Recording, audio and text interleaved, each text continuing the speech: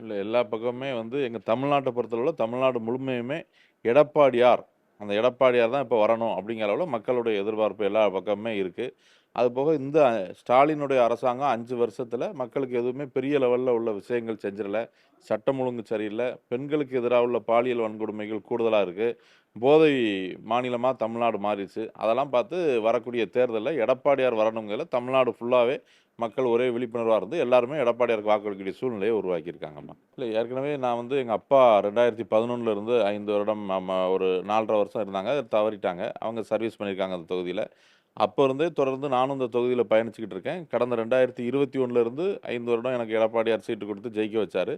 தொடர்ந்து மக்களுக்கு சேவை ஆற்றிக்கிட்டு இருக்கேன். அதே சேவை தொடர்வதற்கு எனக்கு மீண்டும் தேசிய ஜனநாயக கூட்டணி வேட்பாளரா இதில போட்டியிடுறதுக்கு எடப்பாடியார் எனக்கு ஒரு வாய்ப்பு குடுத்துருக்காரு. அது வெற்றி வாய்ப்பு நல்லா இருக்கு. அந்த சர்வீஸ் தொடரும்மா. இல்ல இந்த தொகுதிய பொறுத்தளவும் சரி, தமிழ்நாடு ஃபுல்லாவும் பொறுத்தளவும் சரி, அவர் ஒரு நடிகர்ங்கிறதுல அந்த அங்கங்க அவருக்கு ஒரு கூட்டம் கூடுதோ ஒழிஞ்சு, அது ஓட்டா கன்வெர்ட் ஆகுங்க சூழ்நிலை இல்லம்மா.